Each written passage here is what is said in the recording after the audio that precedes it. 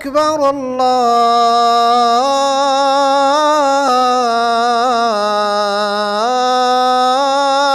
الله أكبر. أشهد أن لا إله إلا الله.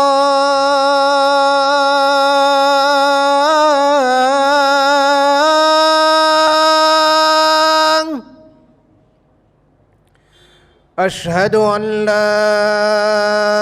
إله إلا الله.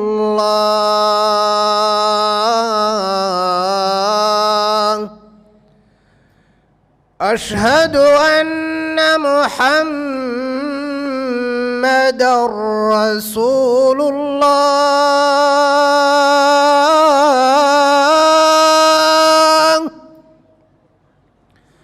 أشهد أن محمدًا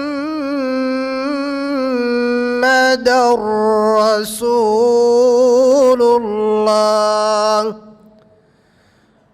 حي على الصلاة.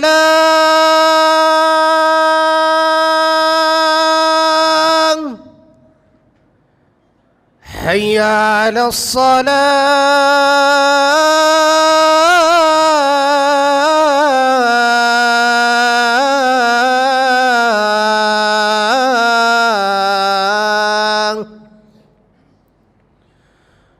حي على الفلاح.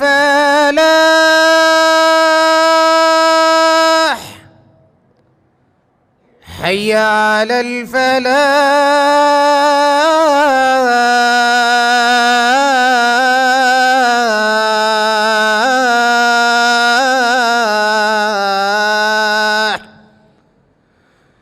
الله أكبر. الله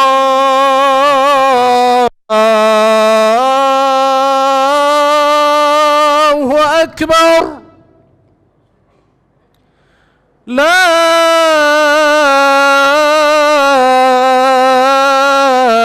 إله إلا الله. إن الحمد لله نحمده ونستعينه ونستغفره ونعوذ بالله من شرور أنفسنا وسيئات أعمالنا. من يهده الله فلا مضل له ومن يضلل فلا هادي له.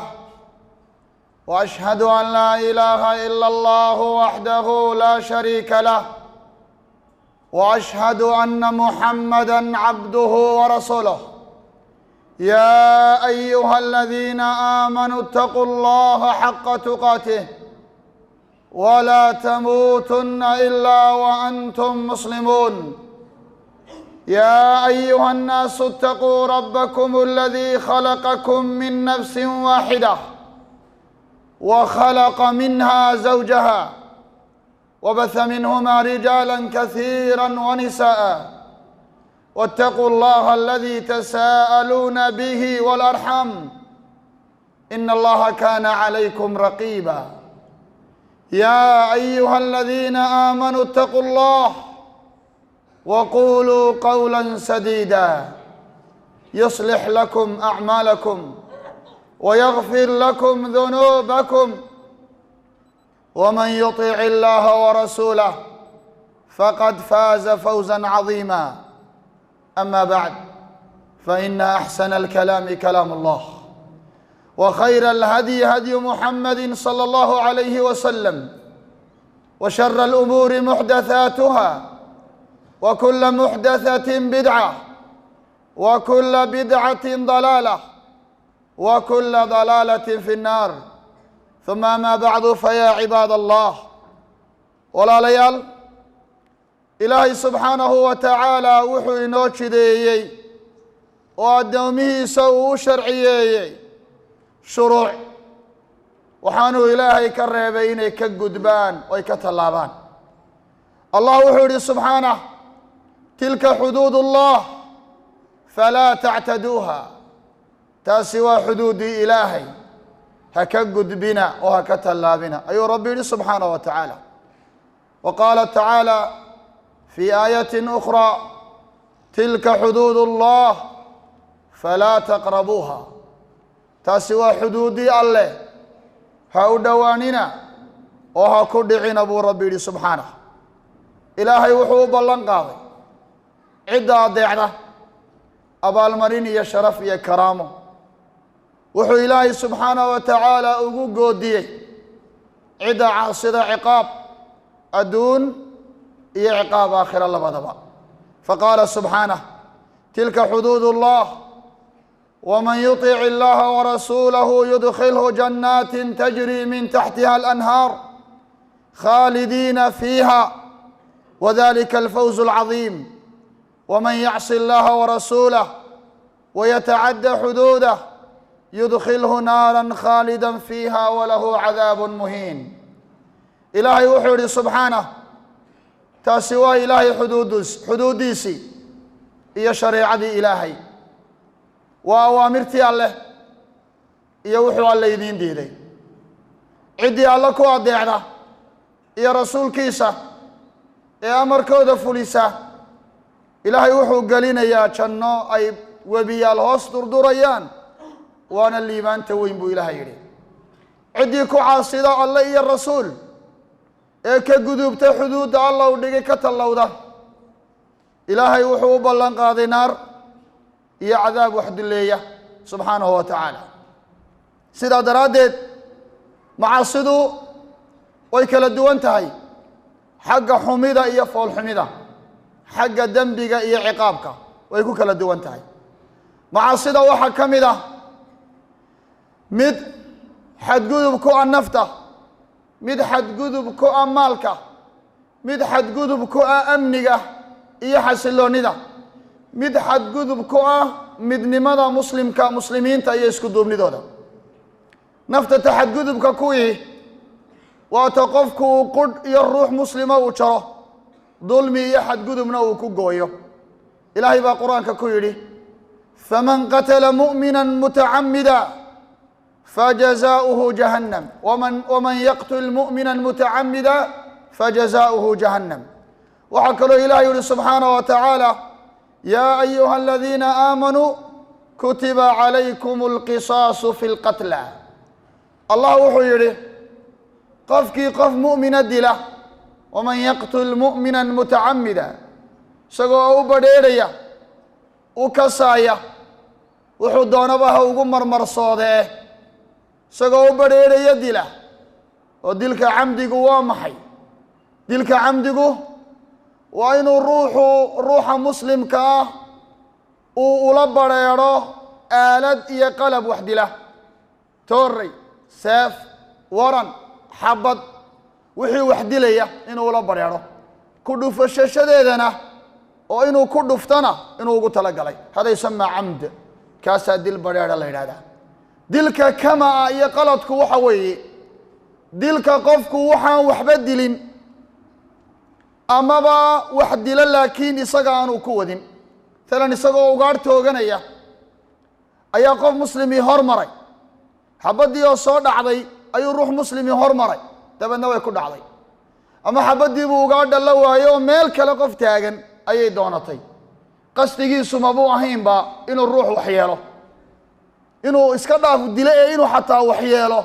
ujeeddadiisu may ahayne ujeeddadiisu ugaadh bee hada yusamaa khata dilka qaladkii kaa way waxaa jira dil saddexaad oo la yidhaahdo shibhu lcamdi wax dhinacna badrheedh uga eeg dhinacna ka qalada oo waa inuu qofku ruux inuu waxyeelo ku talagalo laakiin shayga uu sito iyo aaladda uu sitaa aalad wax disho maaha maalan xawr buu sitaa ama dhangad yar ama jeedal qofkan inuu xanuujiyo uu ugu talagalay oo qof kale dee danqado laakiin wuxuu sitaana qurhgoyn maaha isna qurhgoynba ugumu talagelin suunkii markuu hal mar ku dhuftay ayaa saacaddu ka dhammeedo waa dhintay ruuxi dhinac waa ka camdiyo qofka inuu waxyeelo uu ku soo talagalay dhinacna waa ka qalado wuxuu sitaana waxba ma dilayn dilna kumuu talagelin shibulcamdi bay kaana culammadu u bixiyeen ilaahay laakiin qur-aankiisa laba dil buu ku sheegay dil qalada iyo dil badrheedh ah waman qatala mu'mina khata'a sidaa daraaddeed waxa walaalayaal shareecadu ay ka soo saartay taa qofka muslimka ah ruuxdiisa lagu daadiyo, lagu saaro ruuxdiisa, dhiiggiisana lagu daadiyo si badheedh ah, dulmi iyo xadgudub loogu geysto, shareecadeennu waxay ka xukuntay qisaas. amaba dadkii qofka laga dilay mas-uuliyaddiisa lahaa inay qaataan mag amaba ay saamaxaan. saddexdaa xukun buu qofku maraa. saddexdaa kay doonaan awliyaau lmaqtuul, qofka la dilay ehelkiisu kay doortaan baa loogu xukumaya. ilaahay baa subxaanaه wa tacaala yidhi faqad jacalnaa liwaliyihi sulطaana falaa yusrif fi اlqatl. qofkii la dilay, waman qutila madluuman, qofkii gardarro isagoo loogu gardanayo la dilo, waxaanu weligiisa iyo mas-uulkiisa u yeelnay xujo iyo awood uu ruuxa go-aan kaga gaadho, ee yaanu dilka isaga laftigiisu ku xadgudbin. oo bimacnaa si aan ilmihiisi loo dilin, yaanu isagu markaa dalban in loo dilo ka kale. sidaa daraaddeed shareecadeennu iyadoo qisaasta oogaysa ayay haddana u dhigtay dabar iyo dawaabid si aanu ruux waliba tuu doono ugu tallaabsan. waxaa ka mid a jaraa'imta ama dembiyada bulsho dhexdeed ka dhaca, islaam iyo gaalku doonaa noqdee, jariimatu sariqa, jariimada tuugnimada oo xadgudub ku ah maalkii qofka, hantidii gaarka loo lahaa xadgudub ku ah. shareecadu waxay ka soo saartay qofkii maal ibni aadam iyo qof kale maalkii xada, ka xada meeshii lagu ilaaliyey, maalkaa qadarkiisuna uu gaadho rubcu dinaar in gacanta la gooyo. waxaa sidaa loo yeelay xifaadan cala almaal, si maalku u nabad galo, maalku si uu nabad galo.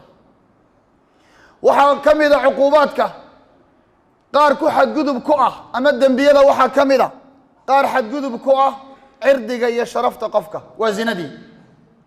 qofkii zinaystaa, rag iyo dumarkuu doonayo ha noqdee, ee sharafta meel kaga dhaca, labaa loo qaybin. hadduu guur xalaala soo maray ama galmo xalaala walow hal marna ha noqotee, rag iyo dumarkuu doonayo ha noqdee, sharcigu wuxuu ka waajibiyey in dhagax lagu dilo oo nafta la dhaafiyo. haddaanu guur soo marin ee ama doob ama gashaanti ay tahayna, 100 jeedal iyo sanad mastaafurinteed ayaa sharcigu ka waajibiyey. maxaa sidaa loo sameeyey ee ruuxii ama loo karbaashay ama ruuxdiisa loo dhaafiyey? waa liya'mana annaasu calaa acraadihim wa sharafihim, si dadku ammaan ay ugu helaan sharaftooda, dadnimadooda iyo karaamadooda. bal shareecadeenna qiimaheeda u fiirso.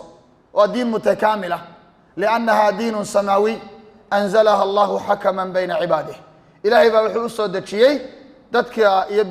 bini aadamka iyo addoomihiisa inay ku kala hagmaan, ayaa ilaahay shareecada islaamka usoo dejiyey. waa shareeco aan dhaliil lahayn, nuqsaan lahayn, halkanay ka dhimantahe ka dhaabadee aan lahayn,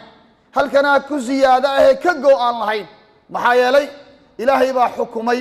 waana isagaana soo dejiyey. ilaahayna wuxuu qur-aanka ku yidhi laa mucaqiba lixukmih, ilaahay xukunkiisa cid ka daba tagtaa ma jirto. waxaa ka mid a jaraa'imka iyo dembiyada qaar xadgudub ku ah iyo gardarro ku ah amniga ummadda. wuxuu sharcigu waajibiyey ruuxa waddada gala ee ummaddu waddada ka mari weydo, naftooda iyo maalkoodana uga nabadgeli waayaan, xukun buu sharcigu ka soo saaray. ilahay baa qur-aanka inoogu sheegay inamaa jazaau aladiina yuxaaribuuna allaha warasuulahu an yuqataluu aw yusallabuu aw tuqadaca aydiihim waarjuluhum min khilaaf aw yunfaw min alard. ilaahay wuxuu ku xukumay ama abaalmarintooda uu ka dhigay kuwa allihi rasuul la dagaalansan ee duruqda iyo waddooyinka gala, ama qutaacu duruq, dhuljiifka waxa loo yaqaano, ee jidadka gooya, in la laayo ama la deldelo ama gacan iyo lug talantaaliya la gooyo ama dhulka laga mastaafuriyo. culamada islaamku waxay idhahdeen ilaahay ikhtiyaaraadkan uu sameeyey aw yunfaw aw yusallabuu aw tuqadac ma ikhtiyaari ba? bacd alculamaa waxay idhahdeen sida sheekh ibnu cuthaymiin raximah ullah uu doortay iyo keyrkii min ahli ilcilm, waxaa la eegayaa xaaladda ruuxan. hadduu wax dilay waxba si aanu dhicin waa la dili doonaa. hadduu wax dilo waxna dhacana waana la dili, waana la deldeli. hadduu wuxuun dhaco waxbana aanu dilinna lugiyo gacanta lantaaliyaa la goyn haddaanu waxna dhicin waxna dilin laakiin dhulka loo mari waayey dadka cabsi unbuu ku abuuray oo waddadii baa loo daayey kaana waa la qabano waa la mastaafurin oo arrada waa laga bedeli doonaa halka uu joogo ama deegaan kalaa loo rari doonaa si nabad dadku ay dhulka ugu maraan hada huwa shariicat llah shariicada ilahay waa taas lianna allaha xakiimun subxaanahu wa tacaala ilahay waa xakiim waa alla shay walba halka ku habboon dhiga subxaanahu wa tacaala aqulu ma tasmacuun waastaqfir allah alxamdu lilahi calaa ixsaanih والشكر له على توفيقه وامتنانه وأشهد أن لا إله إلا الله تعظيما لشانه وأشهد أن محمدا عبده ورسوله الداعي إلى رضوانه بلغ الرسالة وأدى الأمانة ونصح الأمة وكشف الله به الغمة وجاهد في الله حق جهاده حتى أتاه اليقين وتركنا على المحجة البيضاء ليلها كنهارها لا يزيغ عنها إلا هالك وصلوات الله وسلامه عليه ما تعاقب الليل والنهار وما ذكره الذاكرون الأبرار عباد الله وحكم ذا جرائمك يدن بيدا كدعاء الرضا قار حد قذب كؤدينته شريعتنا أي كسو صارت عقوبة عقاب روح مسلم كا دينتي سكبح كردوبه sharcigu wuxuu faray in la dilo man badala diinahu faqtuluuh ninkii diintiisa bedela dila baa nabigu uhi calayh salaatu wasalaam waxaa kaloo nabigu uhi sala allahu alayh wasalam laa yaxilu damu imri'in muslimin ila biixdaa halaath qof muslima dhiiggii in la daadiyaa ma banaana ilaa saddex xaalo mid inuu la yimaado mooyaane athayibu zani ninkii guur xalaale soo maray ama gabadhii guur soo martee zinaysatay والنفس بالنفس iyo naftii nafdishay ee loo dilay والتاarك لdiinihi almufaariqu liljamاعة iyo ninkii islaamnimada ka tegey jamaacada muslimiintana ka dhex baxay nabigu عalيه الصلاaةu وaسلاam wuxuu ina faray in la dilo fاqtuluuh لأnna waa kaafir waa murtad gaalka asliga ah ee gaalnimo ku soo dhashay asbaab kale oo loo dilo mooye loo dili maayo maxaad islaamka u soo geli weyday kan laakiin waxaa loo dilayaa maxaad islaamnimada uga tagtay ee diintaada uga baxday xorriyad buu leeyahay iyo dadku ikhtiyaar bay leeyihiin iyo waxaasi waa sheeko oo aan ku dhisnayn cilmi iyo caqli saxiixa midnaba iska dhaaf haddaanay cilmi ku dhisnayn iskababa daayo caqli xataa saxa kuma dhisna caqli saliima xataa wax ku dhisan maaha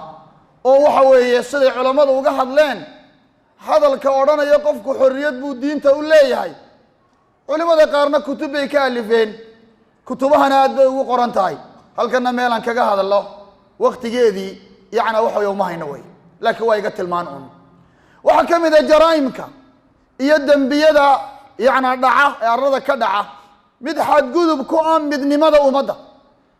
ummad midaysan oo hal madaxa leh hal meel looga taliyo oo hal ruux u taliyo qof quri uu hogaamiyo hadduu midi yimaado oo ummadda inuu kala kaxeeyo uu doono oo ummaddii inuu qaybiyo uu doono sharcigu wuxuu baneeyey in la dilo wuxuu nabigu uhi calayh salaatu wasalaam xadiidka saxiix muslim ku qoran min xadiidi carfaja ibnu shurayx man jaakum wa amrukum jamiicun calaa rajulin waaxid yuriidu an yufariqa jamaacatakum aw yashuqa casaakum faqtuluuh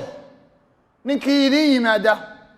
isagoo arrinkiinu madax qura ku midaysan yahay oo hoggaan qura aad leedihiin dabeedna doono inuu midnimadiinna iyo isku duubnidiinna kala eriyo awooddiinana uu kala dhambalo faqtuluuh buu nabigu uhi calayh isalaatu wasalaam muxaaribiin baa la yidhaha waxaa la dhaha albuqaa dadka hub u qaata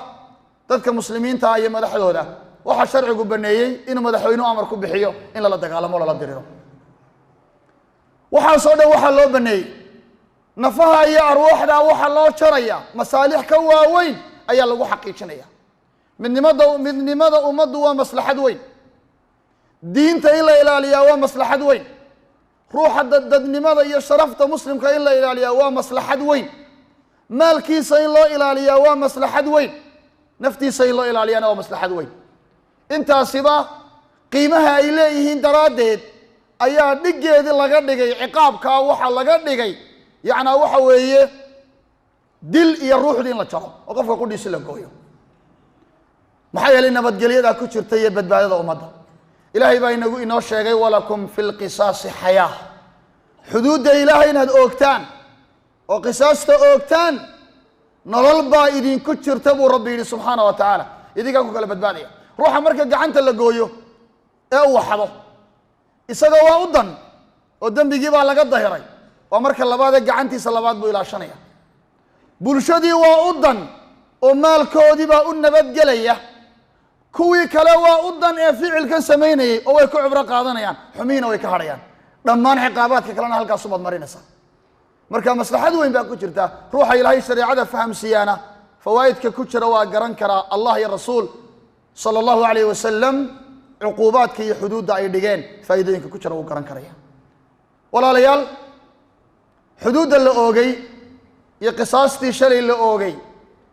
waa aayad qur'aan ah oo ilaahay kitaabkiisa ka mida oo xukuumaddu fulisay ilaahay baa raalli inagaga noqonaya kuwii lagu fuliyey qudhooday raxmad u tahay oo dunuub badan ay galeen lagaga dahiraya xuquuq badan oo lagu lahaa ayaa waajibkaasi waxa weeye uu ka ridaya ilaahay subxaanahu wa tacaala amarkiisii oo la fuliyo weeye ammaankaa ilaahay ku adkaynaya raxmaddaa ilaahay ku soo saaraya nabigu wuxu uhi calayhi salaatu wasalaam xad qura hal xad hal qisaas hal xukun oo sharciya oo la oogo baa wuxuu ka khayr badan yahay buu nebigu yidhi 40 sannadood inuu roobku idiin do-o hadda waa hal xad bal u fiirso 40 sana in laydiin roobeeyo waxa ka khayr badan buu nebigu yihi sal lla alay slam hal xad oo xuduudda alla ka midood oogtaan rasuulkeena yidhi calayhi salaatu wasalaam sidaa daraaddeed dadka ka hadlaya ee maaragtay mashaakilkayna haysta mikrofonkii iyo miidiyihii wuxuu noqday wax ruux kastoo meeluu ka hadlo waayey uu jaanis u helay dadaan waxba la weydiin jirin xataa meelay ka hadlaan bay noqotay midaan caqli iyo cilmi midnaba ku hadlayn meeluu ka hadlay noqotay kii wanaagsanaa iyo kii xumaaba meel ay isugu yimaadaan bay noqotay kuwa leh cadaalad inay helaan bay ahayd kay dileen ay ciidda hoos mariyeen ee hooyadii ku gablantay ee carruurtiisii ku agoomowday ee gabadhiisii ku carmalowday miyaanu cadaalad in loo mariyo u baahnayn yaa u doodaya kaa almadluum ilaahay ka la qisaasay madluum kumuu sheegin laakiin ka loo qisaasay buu madluum ku sheegay ilahi subxana wa tacala ka la qisaasay kuu dilay allah madluum buu ku sheegay waman qutila madluuman qofkii la dilay isagoo madluuma ka la qisaasay waa dhaalim ka uu dilay ee horena waa madluum madluumkaa loo heliyaa dhaalimka looma heliyo iyagana raxmad bay u tahay xukuumaddana waa ku hambalyeynayna waynu ku taageersannahay waa ugu ducaynaynaa madaxweynaha iyo dowladdiisaba waa dhowr jeeroo horena xukunkaasi waa dhacay intay dowladdani joogtana waa markii labaad ee xuduuddaa la oogo waxaynu ilaahay uga baryaynaa inuu sii waafajiyo xaqa intaa iyo in ka badanba si arradu inoogu barwaaqowdo nabadeennu u adkaato islaamnimadeennu u wanaagsanaato ilaahayna uu raalli inooga noqdo subxaana wa tacaala roobkaasaa inoo di'i oo dhulkii nabaad guuray baa nabaadka soo celin oo raxmaddii la yaqaanay baa di'i oo walaaltinimadii iyo wadajirkii la yaqaanay baa soo noqon oo daalinkaa gaabsan oo madluumkaa hiil heli oo mujrimka ayaa baqan doona oo caasigaa towbad keeni doona ilaahay sharcigiisaa loo noqon doonaa subxaana wa tacaala haddii xuduudda la ogo waa lagu kala badbaadaya walaalayaal aad baa loogu kala badbaadaya marka ilaahay ha waafajiyo madaxweynaha iyo xukuumaddiisaba xaqa ilaahay ha waafajiyo kuwa diinta quweeye ee diinta taageera allah ka yeelo innagana kuwa khayrka iyo wanaagga isku kaashada allah inaga dhigo wixii wanaaga waa inaynu taageernaa wixii xunna waa inaynu isaga nasteexaynaa wixii wanaagana waa inaynu isku ayidnaa wax walba haddaynu mucaaradad gelinno xataa aayadihii ilaahay haddaynu mucaaradayno xaggeynu u soconnaa soo layna rogi maayo ilaahay qur-aankiisu mucaarado ma galo diinta alle mucaaradad ma gasho qof aad necab tahay iyo mid aad jeceshahay midnaba wax aad ku qiimaysan ma aha diinta ilaahi subxana wa tacaala waa diin ruux walbana waa laga doonaya taa ha ogaadaan dadka maaragtay arrintaasi ka hadlaya dad fara badan oo ducafaau nufuusa waxay ka odhanayaan cadaalad baa loo baahnaa war cadaaladdii waa tan muslimkaa la dilay miskiinka ah hiilkiisu waa in loo dilo culamada islaamku hadal yidhahdeen baan khudbadeeda ku xidhaya oo dad badan oo miidiyaha ka hadlayana aan fili doono inuu waxtar u noqon doono culamadu waxay yidhahdeen qofka qof dila saddex xaq baa lagu leeyahy xaq ilaahay baa ku leh oo dhiig uu xarimay ilaahay ayuu daadiyey xad ilaahay buu ka tallaabay waman yatacadda xuduud allah xaqna waxa ku leh dadkii qofka laga dilay awliyaau lmaqtuul xaqna waxa ku leh kii la dilay xaqa ilaahay wuxuu ku dhacaa oo lagu dhaafaa toobad xaqa ehelka qofka laga dilayna saddex mid inay dishaan ay qisaastaan ama diye iyo ma qaataan amaba ay saamaxaan xaqa ka la dilay marnaba ma dhacayo isagu ilaa yowmi alqiyaama ninka iska hadlaya meelahan ka dhurmayow ninkii la dilay miskiinka ahaa ee hore xaqiisii uu doonayaa wuxuu nabigu inoo sheegay sal alla alay slam yowma alqiyaama kii la dilay ee dulmiga lagu dilay isagoo dhiiggii ka da'ayo oo midabkii dhiigga leh oo dhiiggu ka da'ayo oo qoyan dhiiggiisi inuu kalarhka soo qabanayo kii dilay ilaahay uu hor keenayo yaa rabbi salhu bima qatalanii rabbiyow ninkan weydii bal wuxuu igu dilay culamada islaamku waxay yidhahdeen haddii ka wax dilay uu toobad keeno cibaado wanaagsan iyo camal suubanna uu la yimaado ilaahay xaggiisana uu u noqdo ilaahay dulmiyi maayo addoonkiisaa toobad keenay kii lagu dilay dulmigana alla dulmiyi maaye labaduba waxay ku raali noqdaan ilaahay baa ugu garnaqaya subxaana wa tacaala maxkamadda allay taagayin maanta hanagu soo caddaysayo garsoorkii iyo xeeraalihii ma joogaan ma jirto maxkamadda alle waxaas o dhan amaama allah waxaa lama yaqaan ya iyo inanka waa la midi horateeyey waxaas ilahay agtiisa subxaana wa tacala ma yaqaan cidda firi kartaana ma jirto wuxuu sameeyey ruux waliba uu qiranaya amaama allahi subxaana wa tacala marka ruuxan waa loo naxariistay xuquuq badan oo saarnayd baa laga dejiyey qayb ka mida isagoo sidaa isugu rarnaada ayaa kaga dhib badnaan lahayd isaga marka walaalayaal ilahaynu ka baqana subxaana wa tacaala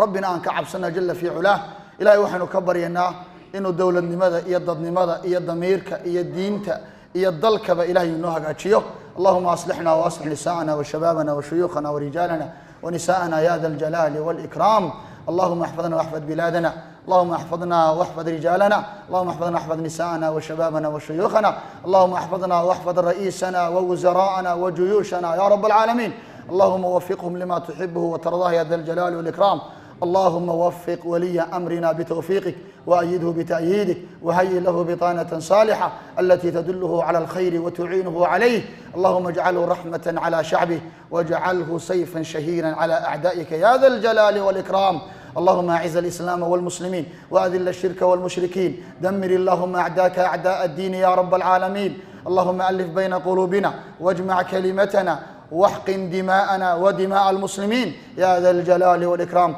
وصلى اللهم على نبينا محمد وعلى آله وصحابته الأخيار ومن تبعهم بإحسان إلى يوم الدين والغد